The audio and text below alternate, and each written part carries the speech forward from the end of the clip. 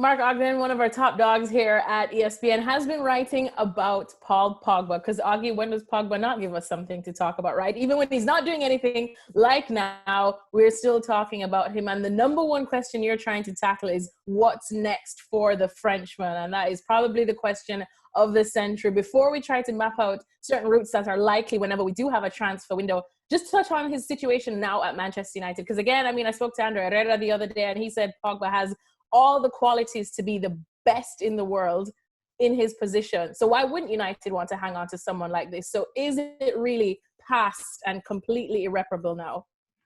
No, I don't think it is irreparable. I think, if you rewind the clock to the start of the year, I think it was looking inevitable that he would go this summer. I think, talk about January time, that there's a lot of noise between Mino Raiola, Ole Gunnar Solskjaer was kind of around with him in public.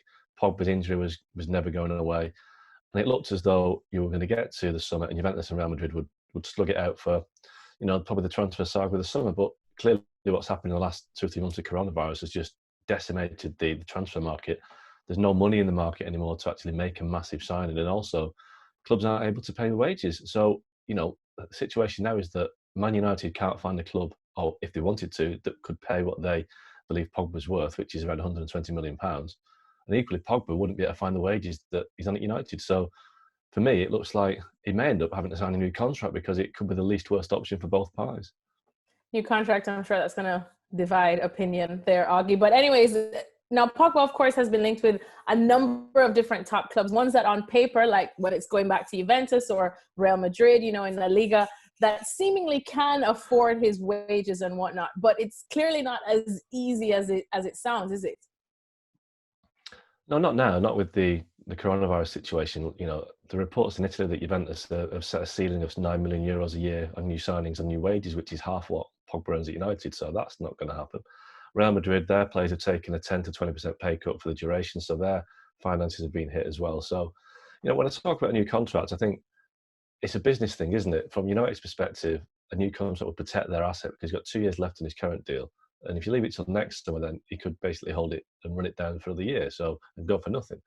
And from Pogba's perspective, he might just think, well, I'll be 29 when my contract ends, so is there any value in sitting out another 2 years? I mean, he's missed a year already, really. He's played 8 games this season, so the pragmatic approach might be to sign a new deal and get on with it that way, because there really is no good option at the moment for United or for Pogba because the market is dead.